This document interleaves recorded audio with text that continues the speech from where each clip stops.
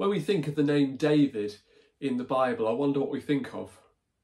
Perhaps we think of the Old Testament, David, the shepherd boy, who defeated Goliath with a stone and a sling. But David, Jesus, came from the same family tree, the line of David. Now, how long do you think there was between David and Jesus? Well, we're talking hundreds of years. 14 generations from David to the exile to Babylon, and then 14 generations from the exile to Jesus. And yet the Bible records all of that. If we read in Matthew's Gospel, in Matthew chapter 1, and the genealogy, the family tree of Jesus, we see that Jesus was from the line of David. David was chosen to be king, and an unlikely king. If we look in the books of Samuel, we see how David was chosen. Out of all his brothers, he was the least likely, and yet God said, "This is the one I've chosen to be king." In many ways, Jesus was an unlikely king to what people might have expected. But it's there in God's word. In fact, while David was actually alive on this earth, he was told about the coming of Jesus hundreds of years before.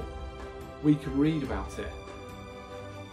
How David was informed that Jesus would come from his line, from his family tree. Isn't that amazing? How David was significant in the Christmas story, in the message that we look at. David, that man chosen by God to be king, how he is told that Jesus would come from his line. The significance of King David in the Christmas story. Let's hear of some of those promises that were given to David as we reflect on the awesomeness of God, how he had this plan marked out, all set up hundreds of years before.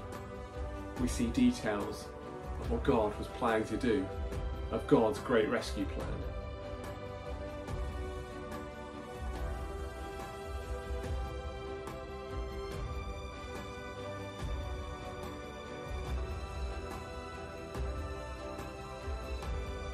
The Lord declares to you that the Lord himself will establish a house for you. When your days are over and you rest with your ancestors, I will raise up your offspring to succeed you, your own flesh and blood, and I will establish his kingdom. He is the one who will build a house for my name, and I will establish the throne of his kingdom forever. I will be his father, and he will be my son. Your house and your kingdom will endure forever before me. Your throne will be established forever.